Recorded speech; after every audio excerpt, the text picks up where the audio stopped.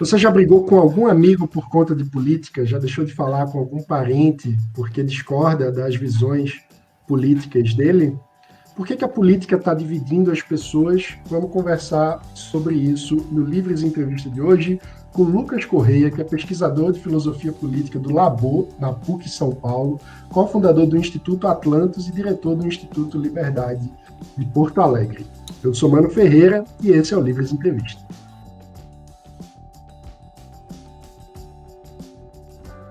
Lucas, antes de mais nada, super obrigado por reservar um tempinho para conversar com a gente aqui no Livre. Seja bem-vindo ao Livres Entrevista. Eu que agradeço o convite, mano. Lucas, para começar nossa conversa, eu queria primeiro te pedir um diagnóstico. A gente fala muito sobre polarização, mas é difícil ter modos objetivos de medir o quanto a polarização aumenta ou diminui, né? Qual é a tua visão sobre isso? A gente está mais polarizado, a política está interferindo mais na vida das pessoas? Isso que tu falou é interessante, né?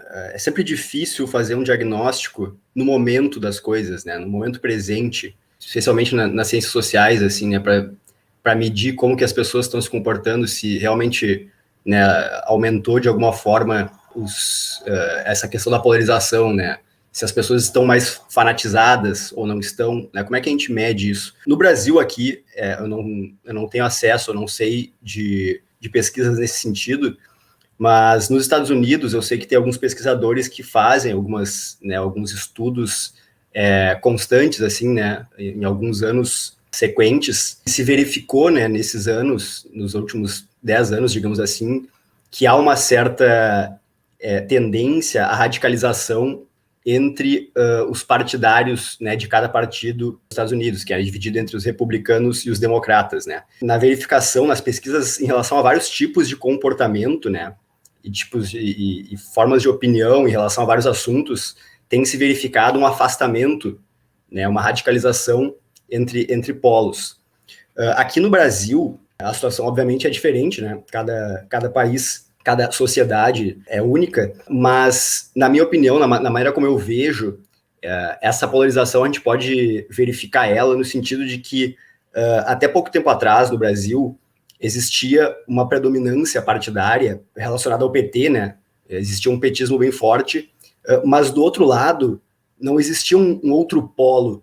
A gente falava, por exemplo, até em coisas como partido anti-PT, né? Tinham várias iniciativas antipetistas. Então, a própria forma como se antagonizava esse partidarismo do petismo era pautado pelo próprio petismo. Então, muita gente fala, não, porque essa polarização ela já existia, né? Antes era o PT e o PSDB. Eu não concordo com essa visão, porque, na minha opinião, muitas vezes essas pessoas que eram antipetistas, digamos assim, elas escolhiam o PSDB pela única opção de ocasião, e não por realmente representar um polo político, né, um extremo. E hoje eu já vejo como uma coisa muito diferente. Eu acho que hoje surgiu esse polo realmente que é contrário, é antagonista ao petismo, que é o bolsonarismo, né? Então, dessa forma, nós temos dois polos preenchidos de fato e que se sustentam de fato. Eles não dependem de um simples antagonismo ao outro polo, né? Eles têm características próprias que constituem, né, esses polos. Então, na minha visão, essa é uma forma de se verificar o fato de que a gente realmente está carregando ou está caminhando, né, para uma polaridade, para uma polarização aqui no Brasil. Em outras palavras, a diferença do ponto de vista, enfim, histórico no Brasil é que antes a polarização era entre uma identidade concreta e a negação dessa identidade, né? Ou seja, era uma identidade negativa, digamos. E agora o ponto é que, apesar de serem opostas, cada polo tem uma identidade própria e um conjunto de características. Se a gente for ver os próprios slogans, os próprios bordões do bolsonarismo, né, essa coisa Deus, Pátria e Família, essa questão da militarização, esse resgate de um aspecto histórico voltado à ditadura militar, são coisas que realmente preenchem esse polo, né? São expressões. Esse novo polo que surgiu, ele está expressando coisas concretas da sociedade brasileira que não encontrava expressão mais na política brasileira. Havia encontrado muito tempo atrás, e nos anos recentes, né, após o período de democratização, não existia mais essa expressão, basicamente, ou pelo menos não com força, né, não em nenhum candidato relevante, E com o bolsonarismo, essas coisas, né, que fazem parte, que buscavam expressão, que existem na cultura brasileira, na sociedade brasileira, mas que não estavam achando expressão na política, ganharam essa expressão e criaram realmente esse polo. Muito, muito interessante. Eu queria explorar melhor um aspecto da tua fala inicial também, que você fala que está havendo uma radicalização. O que são as características dessa radicalização? Como diferenciar o que é somente a constituição de uma identidade diferente do que é uma identidade radicalizada? Para a gente falar de radicalização, a gente vai ter que falar de comportamento, né? Quais são os marcadores de comportamento, né, que configuram essa radicalização? E eu acho que a gente pode identificar isso na forma como se comportam os defensores desses polos, né? Então, assim, é um comportamento muito semelhante ao que vários autores descrevem como fanatismo, né? Que é uma tendência a dividir a sociedade, né, entre dois polos e só acreditar naquilo que está do seu lado. Então, assim, me parece que a gente percebe isso na maneira como as pessoas se expressam, né? Isso se expressa muito num maniqueísmo, né? Ou seja, quem está do meu lado é a pessoa do bem, né? E quem está do outro lado é do mal, né? Essa divisão entre nós e eles. E eu acho que isso é uma característica forte da radicalização, do fanatismo, né? Essa ideia de que se você não está conosco, você está com eles, e que a gente percebe nos dois lados, né? Recentemente, a gente tem visto no debate nas redes sociais, por exemplo, uma mensagem basicamente idêntica entre dois polos, só que só muda quem é considerado o inimigo, né? Então é aquela coisa de que se você diz que não é de esquerda e não é de direita, ou não se identifica nem com a esquerda nem com a direita, então você é de direita, fala uma pessoa que é de esquerda. E daí a pessoa de direita fala o oposto. Então, assim, basicamente a gente vê as mesmas mensagens sendo enviadas por esses partidários desses dois polos. E também existe essa tendência a tentar, realmente, é uma coisa bem agressiva, né, a maneira como eles se comportam. Então, tu tenta silenciar todas as pessoas que não coadunam, que não partilham dessa mesma visão e desse mesmo partidarismo que você tem, né? Você quer realmente excluir da vida pública. Da mesma forma que as pessoas radicalizadas à esquerda, elas querem excluir completamente, né? Elas querem evaporar o bolsonarismo e todas as pessoas que representam e que acreditam no bolsonarismo da política, da sociedade. Os bolsonaristas também querem exatamente a mesma coisa, né? Existe um mal a ser extirpado e então a gente tem que realmente buscar limpar isso da sociedade, né? Então se fala em fechamento de instituições, né? Fechamento de STF, de Congresso. É necessário uma limpeza, né? Que vai se dar na forma de exclusão, né? Do seu oposto, né? Do seu antagonista da política. Nas tuas palestras, tu tem falado sobre origens psicológicas, históricas e ideológicas desse fenômeno, né? Vamos começar pela psicológica. Quais seriam as origens psicológicas disso? Existem alguns psicólogos sociais que trabalham, né, em cima dessas questões, né? Por que os seres humanos eles têm essas tendências a se dividir? Um desses caras é o Jonathan Haidt, né, que é um psicólogo americano que tem um livro chamado A Mente Moralista, onde ele fala justamente de por que as pessoas elas acabam se separando, se segregando, né, por questões relacionadas à política e à religião. Então, ali ele vai fazer um breve histórico da psicologia moral e social, como que ela foi entendida ao longo das últimas décadas ou do século passado, e vai trazer uma série de estudos que mostram como nós temos tendências inerentes a se separar em grupos ou tribos morais. Então ele fala, por exemplo, de alguns conceitos como a ideia de grupoísmo, né, que é essa tendência que a gente tem de se separar em grupos, né, de aderir a certos grupos e de tentar sempre defender as ideias desses grupos. Mais do que pessoas separadas e individualmente tentando suceder no mundo, nós temos essa tendência a se reunir em grupos e tentar defender o grupo, né, não simplesmente a nossa própria existência como um ser humano individual. Isso se expressa, né, na política de uma forma muito, muito evidente. Então, assim, nessa pesquisa dele também vai trazer uma outra teoria dele, que é a teoria das fundações morais, onde ele argumenta que a gente tem 5 ou 6 módulos, que ele chama de alicerces morais, que são coisas em volta das quais a nossa moralidade circula. E essas coisas juntas, elas formam as nossas matrizes morais. E pro Jonathan Haidt, pelas pesquisas que ele fez, ele percebe que, dependendo da maneira como a gente considera certas questões morais, a gente vai ter uma tendência a se identificar com um ou com o outro lado político, né? Lá nos Estados Unidos, eles separam entre liberals e conservatives, porque lá isso é mais ou menos o que separa esquerda e direita, né? Eles chamam de conservatives quem está à direita e liberals quem está à esquerda.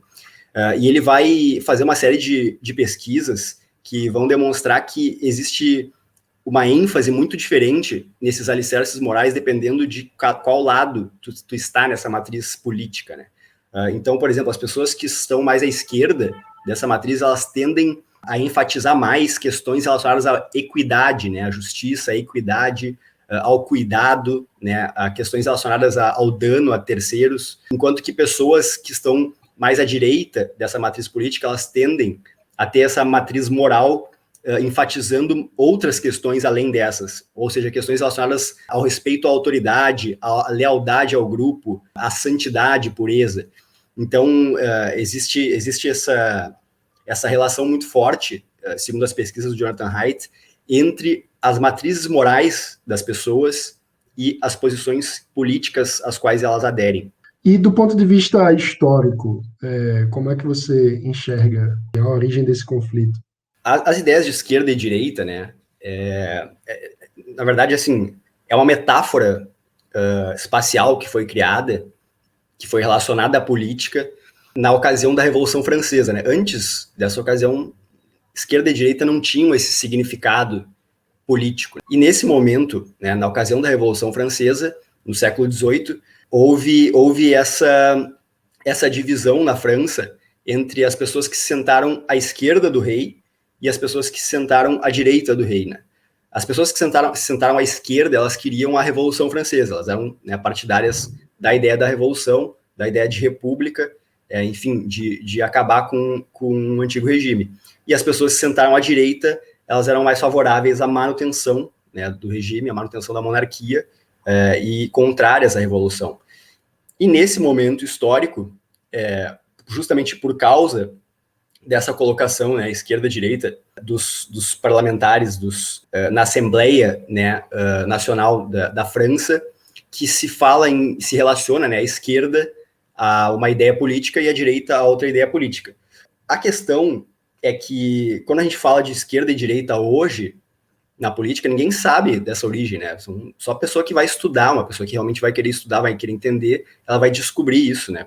Por que as pessoas falam em esquerda e direita? De onde é que surgiu isso? Bom, surgiu da Revolução Francesa. E aquele contexto da Revolução Francesa, aquele contexto histórico e político, era um contexto histórico e político, né, particular daquele momento.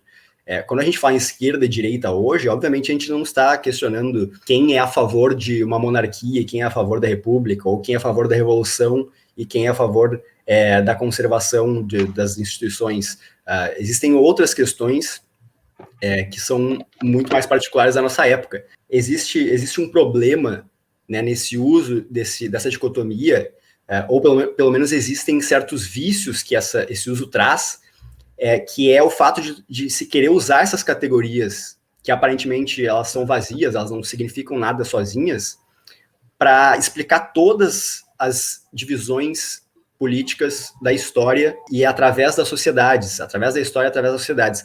Quando se faz isso, a gente acaba fazendo uma sobreposição de certos tipos de regimes, por exemplo, que não tem possibilidade de serem comparados. Ou seja, existe um certo vício nessa matriz, como ela se pretende universal, como ela se pretende uma matriz universal da política, ela busca sempre preencher essas duas categorias e adaptar esse conteúdo de acordo com o contexto particular. E um dos problemas, uma das consequências disso é essa sobreposição histórica de seus diferentes usos em contextos totalmente diversos. Então isso causa essa confusão de doutrinas que muitas vezes não tem nada a ver uma com a outra no mesmo lado. Então uma coisa que a gente acaba vendo, por exemplo, qual é a sobreposição que existe entre a divisão entre democratas e republicanos nos Estados Unidos, por exemplo, no final dos anos 90, na era Bill Clinton ali. Qual é a sobreposição que existe entre essa direita e essa esquerda naquele momento e a direita e a esquerda que se convencionou chamar assim na era das revoluções, ou na era dos totalitarismos da Europa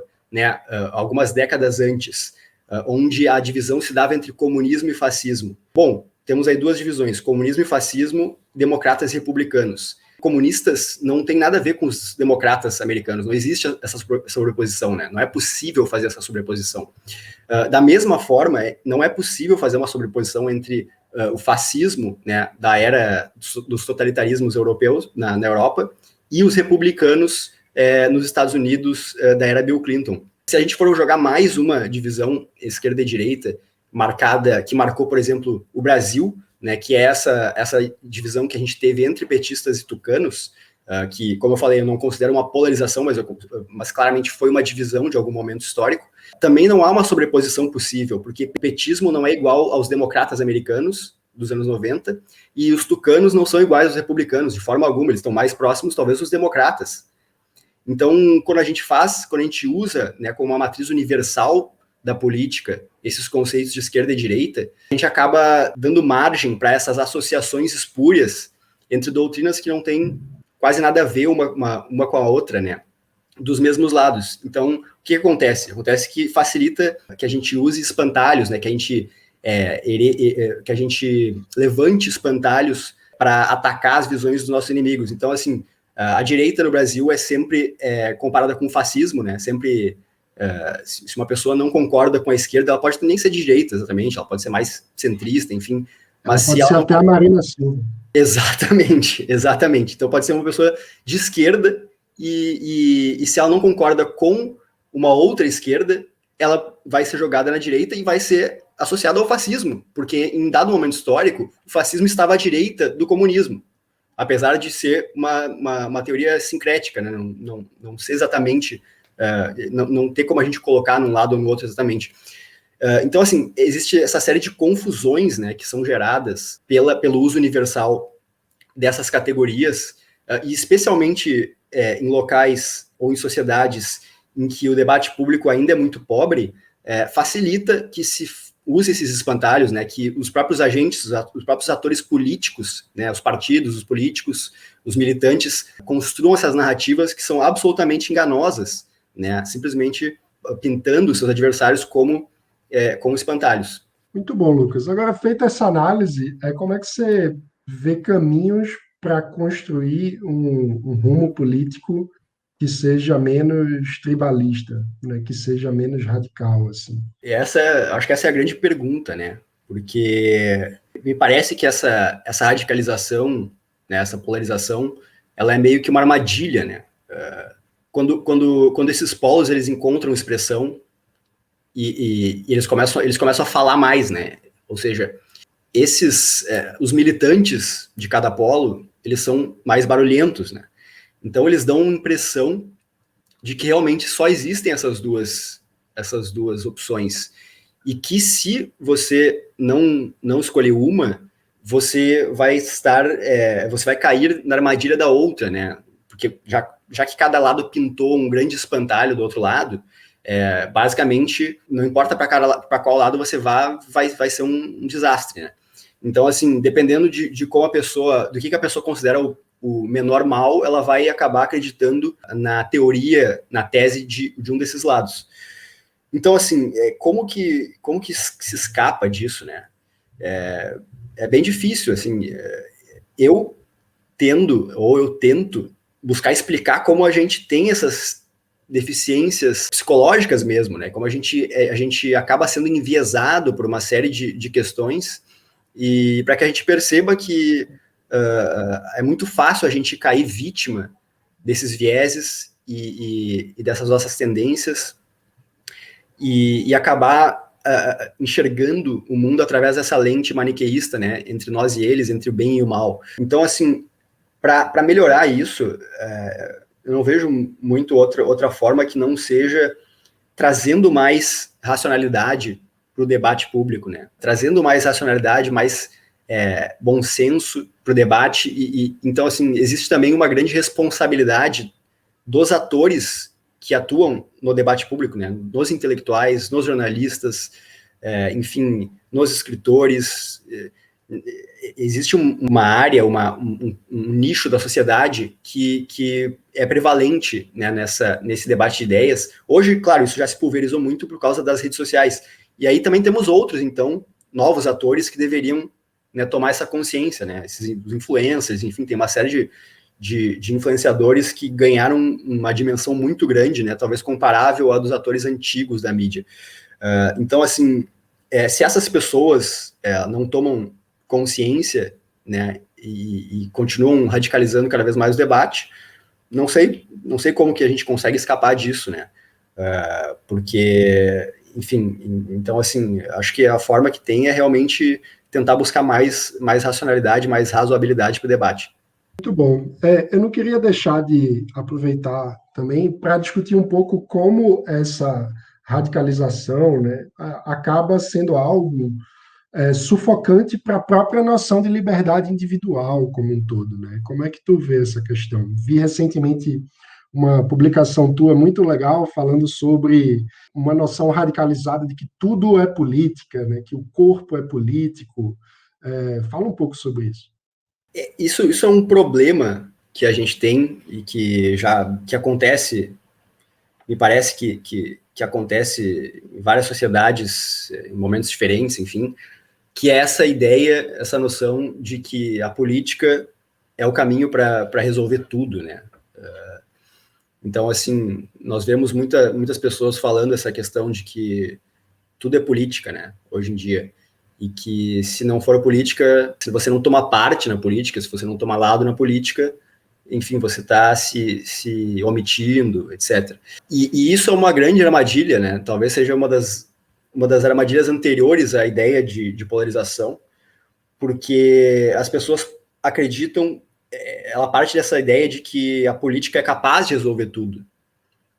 E que a política é o ambiente ideal para a resolução de todos os problemas, né? O único ambiente. Existe um engano aí, que é o engano de não entender que existem esferas diferentes da vida humana, né?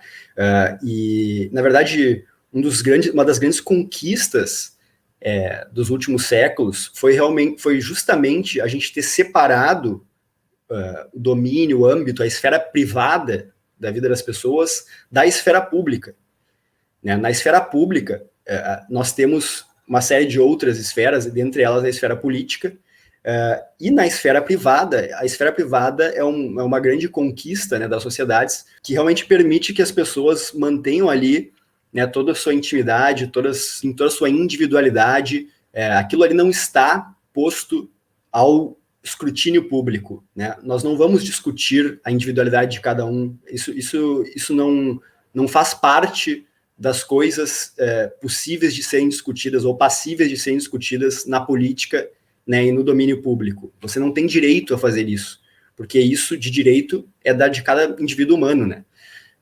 Então, assim, essa questão da esfera privada de cada ser humano, parece que muitas pessoas não entendem que quando elas falam que tudo é político e que ela deve colocar na política todas as coisas, inclusive o seu corpo, né, o meu corpo é político, ela está dizendo que aquilo ali deve ser discutido publicamente, né, aquilo ali deve ser colocado ao escrutínio público né, e nesse meio público, nesse meio político, as pessoas vão decidir coletivamente, né, o que deve ser feito daquilo ali. E realmente, assim, é uma coisa que quando você percebe o que significa isso, é difícil entender como que alguém fala uma coisa dessa, né? Como que alguém acredita nisso, acredita que tudo deve ser político.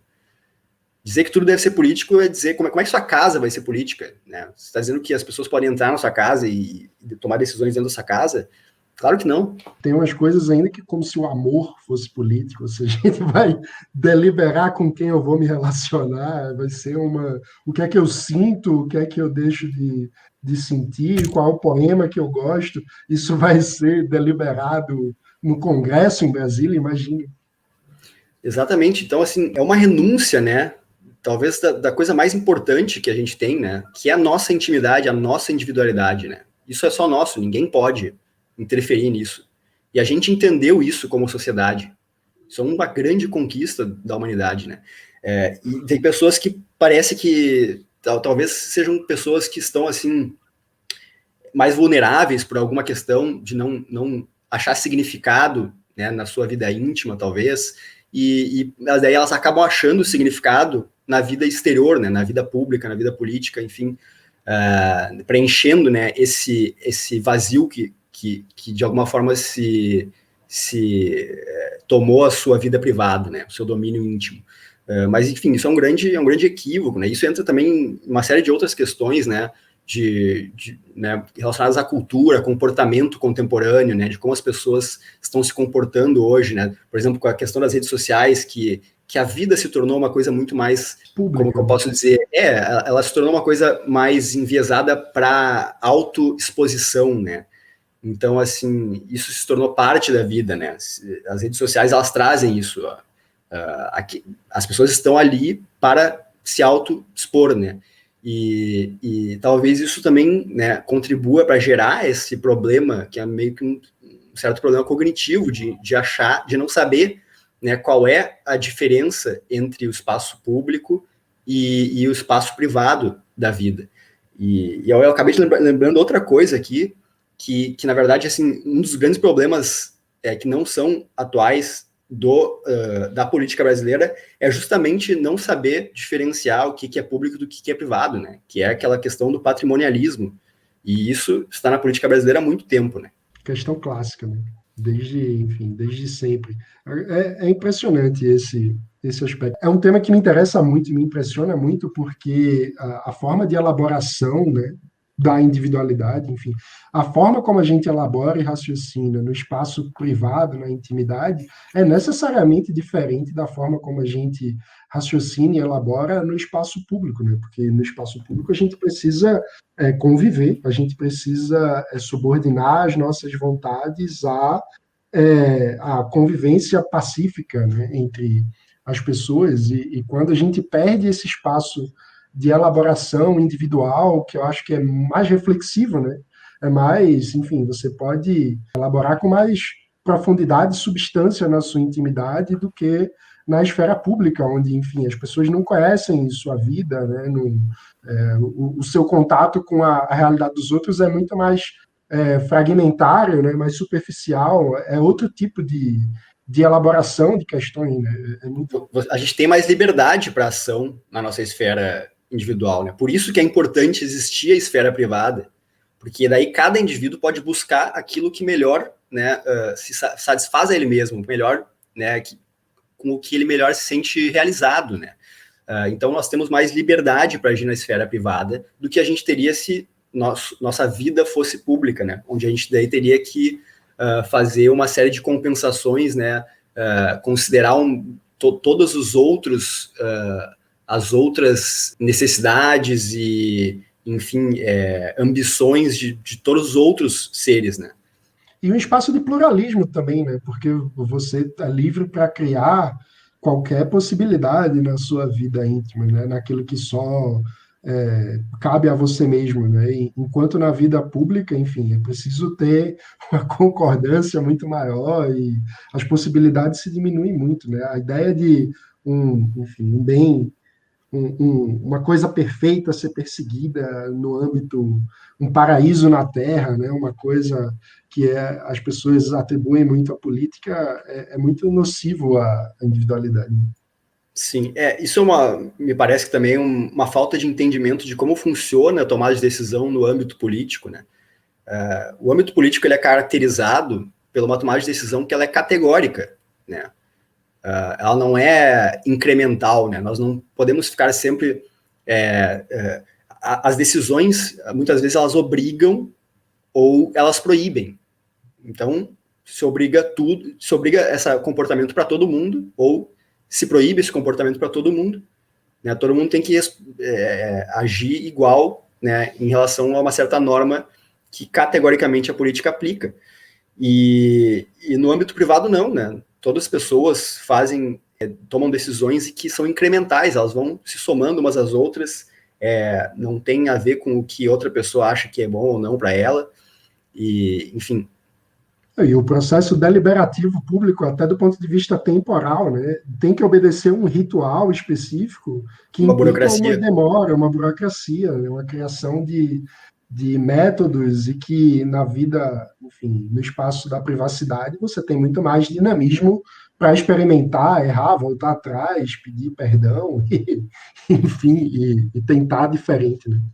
Muito bom. Lucas Correia, muito obrigado por essa conversa aqui no Livros Entrevista.